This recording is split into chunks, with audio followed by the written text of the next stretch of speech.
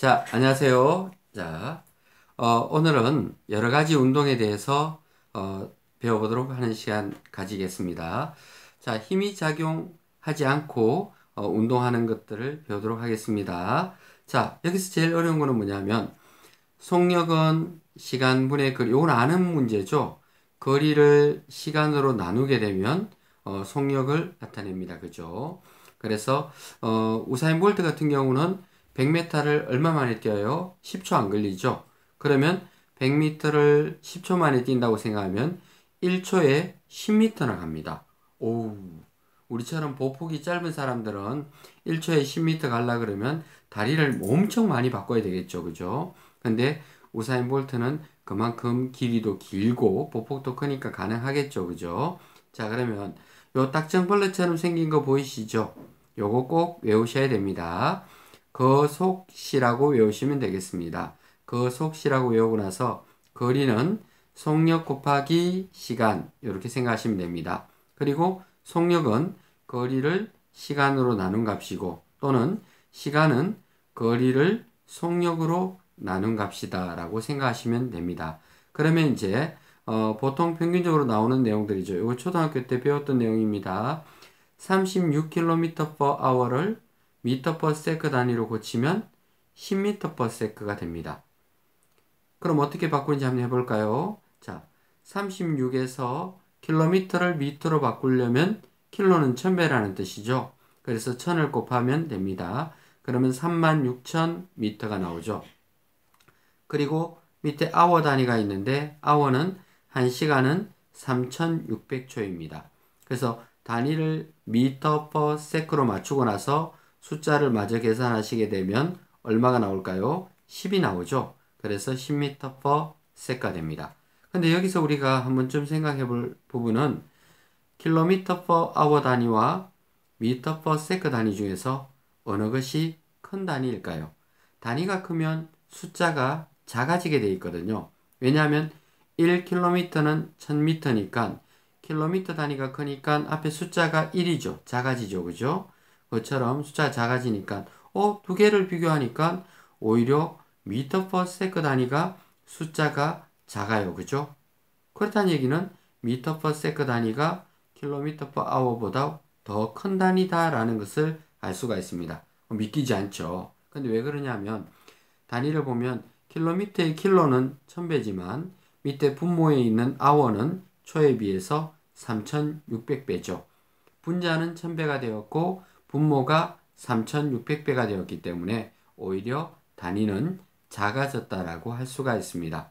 그래서 선생님은 보통 킬로미터 퍼 아워 단위를 미터 퍼 세크로 바꾸는 경우는 한 개 정도 외우고 다녀요. 그러면 쉬워요. 왜? 72km per hour 2배니까 20m per sec. 3배가 되면 30m per sec, 4배가 되면 40m per sec. 고등학교 과정까지 보게 되면 전부 대략적으로 이런 숫자가 나와요. 선생님 갑자기 90 나오면 어떡할 거예요? 그러면 90도 보면 72와 108 딱 중간이죠. 25m per sec. 이런 식으로 알 수가 있습니다. 자, 그러면 속력 구하는 개념에서 정말 중요하고 힘든 부분이죠. 시간 기록계라는 게 있습니다. 다른 말로 기록 타이머라고도 하거든요. 그래서 시간 기록계를 통해서 우리가 속력을 측정할 수 있는데 시간 기록계에서 제일 중요한 것은 운동 방향의 반대 방향으로 해석을 해 주어야 한다라는 것을 알 수 있습니다. 만약에 왜 그러냐면 자, 수레를 한번 그려보도록 하겠습니다. 앞에 수레가 있습니다. 수레에 종이끈을 묶고 앞쪽을 향해서 달립니다. 그러면 시간 기록계는 제자리에서 점을 찍다 보면 점이 어디로 찍힐까요? 앞으로 휙 달리면 점은 뒤쪽으로 찍히겠죠. 그래서 항상 해석할 때는 수레가 움직이는 방향의 반대 방향으로 해석을 하시면 되겠습니다. 근데 우리나라에서 사용하는 시간 기록계는 대부분 60Hz 기계를 사용합니다. 왜냐하면 우리나라 전기가 60Hz이기 때문에 60Hz는 1초에 60번을 찍는 거죠. 굉장히 빠른데요. 그죠? 1초에 60번 따르륵 찍히는 거죠. 그러면 1초에 60타점을 찍게 되면 한 타점을 찍는데 걸리는 시간은 60분의 1초가 걸립니다. 그래서 시험 문제 낼 때 보면 항상 6타점 간격으로 되어요. 바로 옆에 문제를 볼까요? 한 칸, 두 칸, 세 칸, 네 칸, 다섯 칸, 여섯 칸이죠. 일부러 6타점으로 냅니다. 왜냐하면 한 타점에 60분의 1초 곱하기 6타점 하면 10분의 1초가 나오죠. 10분의 1초는 0.1초 되겠습니다. 그러면 이 문제에서는 보면 자, 단위를 잘 보셔야 돼요. 과학은 역시 단위예요. 수학보다 과학이 조금 더 어려운 부분은 단위입니다. 수학은 숫자가 어렵지만 과학은 단위가 어렵거든요. 그래서 단위를 정확하게 맞추는 것이 중요합니다. 200cm도 잽싸게 2m라고 고치고 나서 문제를 풀어야 되겠죠. 그러면 속력이니까 거리 2m를 시간 0.1초로 나누시면 됩니다. 소수점을 없애기 위해서 아래 위로 10을 곱해주면 얼마가 될까요? 네, 그렇습니다. 20m/s. 이게 바로 정답 되겠습니다. 그래서 시간 기록계 같은 경우는 제일 중요한 거는 반대 방향으로 해석을 해야 된다는 것이 가장 중요한 내용입니다. 그럼 예를 들어서 이런 걸 해석해 볼까요? 자, 어떤 점이 있는데 이쪽 방향으로 운동을 하고 있어요. 그럼 뒤로 해석해야 되겠죠? 간격이 점점 좁아지고 있습니다. 간격이 좁아진다는 것은 뭘까요? 속력이 느려진다는 거겠죠? 똑같은 시간에 조금씩 밖에 못 가니까 속력이 느려진다는 의미를 가지고 있습니다.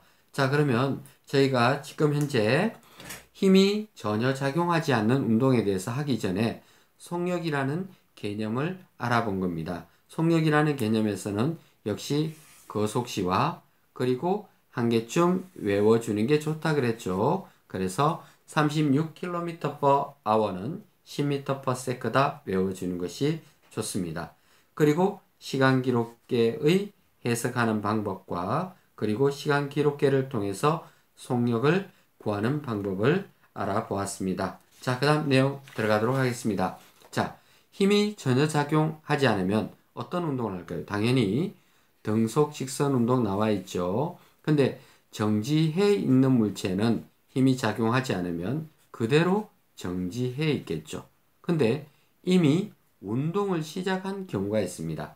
이미 운동을 시작한 경우는 힘을 주지 않아도 등속 직선 운동을 하게 됩니다.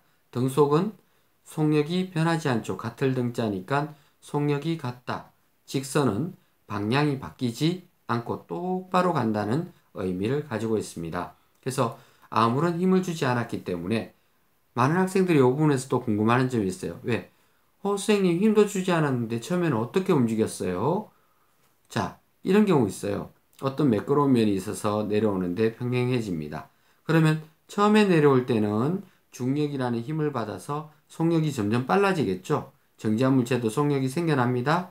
그러다가 요 지점에 오게 되면 이 물체에 작용하는 알짜 힘, 알짜배기 힘이에요. 알짜 힘이 0입니다. 그러면 아무런 힘이 작용하지 않는 경우거든요. 그러면 이 물체는 아까 조금 전에 중력 덕분에 이미 속력을 만들었어요. 근데 과거에 작용했던 힘은 물리학에서는 필요가 없습니다. 과학에서는. 그래서 여기서는 힘이 이 순간만큼은 힘이 작용 더 이상 안 하죠. 이 순간에 힘이 작용하지 않지만 이 물체는 계속 매끄러운 면을 굴러갑니다. 매끄러운 면을 굴러가다가 멈추는 건 마찰력 때문이죠. 마찰력도 없다면 매끄러운 면에서 아무런 힘을 받지 않을 때는 등속 직선 운동을 하게 됩니다. 그러면 등속 직선 운동을 하는 경우는 얘들이 무엇이 있을까요? 에스컬레이터 있습니다. 엘리베이터 아닙니다. 에스컬레이터입니다. 에스컬레이터는 사람이 타든 안 타든 꾸준하게 돌고 있죠. 엘리베이터는 멈췄다가 움직이니까 순간적으로 속력이 빨라지기도 하고 느려져서 멈추기도 하니까 등속 직선 운동이 아닙니다. 그 다음 무빙워커 있죠. 안 그래도 요즘에 대구에 보니까 무빙워커 새로 생겨났죠. 동대구역에 새로 생긴 곳에 가보게 되면 무빙워커가 있습니다.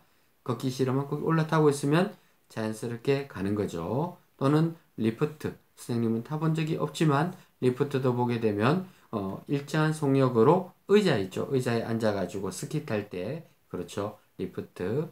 컨베이어 벨트도 마찬가지입니다. 물건을 나를 때 많이 쓰죠. 그죠? 그래서 이러한 것들은 전부 다 등속 직선 운동하는 대표적인 예라고 볼 수가 있습니다. 자, 그리고 등속 직선 운동은 방금도 얘기했지만 아무런 힘이 작용하지 않는 경우입니다. 그러면 등속 직선 운동에서 이 VT 그래프, V가 속력이에요. T는 타임, 시간이겠죠. VT 그래프는 속력과 시간 그래프입니다. 등속 직선 운동이니까 당연히 속력은 변하지 않고 꾸준히 가겠죠.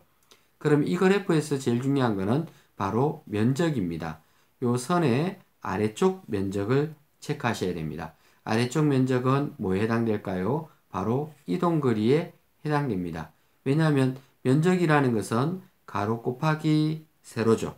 가로는 시간이고 세로는 속력입니다.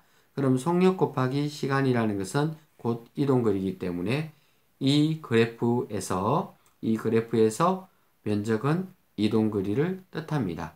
그리고 이동거리와 시간 그래프가 있습니다.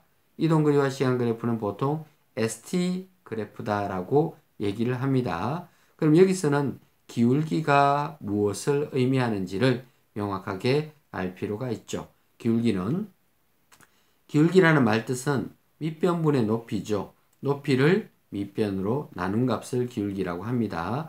높이가 이동거리죠. 이동거리를 시간으로 나누면 아까 조금 전에 닥정벌레 기억나시죠? 이동거리를 시간으로 나눈 값은 바로 속력에 해당됩니다. 그래서 ST 그래프를 통해서 속력을 알 수 있고 VT 그래프를 통해서 무엇을 알 수 있어요? 이동거리를 알 수가 있습니다. 그리고 밑에 있는 필기는 선생님이 미리 해온 겁니다. 요 그림도 선생님이 그렸거든요. 요거는 우리 교회고, 그렇죠. 잘 그렸죠. 잘 봐주세요. 자, 그 다음에, 그리고 나서 이제, 속력이 일정하게 변하는 운동이 나오죠. 그러면 이번 시간에는 이렇게 아무런 힘이 작용하지 않았을 때, 속력이 변하지 않는 등속 직선 운동에 대해서까지 알아보았습니다. 그러면 다음 시간에는 속력이 변하거나 또는 방향이 변하는 운동에 대해서 설명하도록 하겠습니다. 근데 다음 시간에 할 속력이 변하거나 방향이 변하는 경우는 그냥 변하는 거 없어요. 무엇을 줘야 변할 수 있어요? 힘. 힘을 줄 때 둘 중에 하나가 변한다. 또는 둘 다 변하는 경우도 있어요. 그래서 힘을 줘서 속력이나 방향을 변화시키는 운동에 대해서 수업을 하도록 하겠습니다. 자, 이번 시간엔 이렇게 마치겠습니다. 안녕.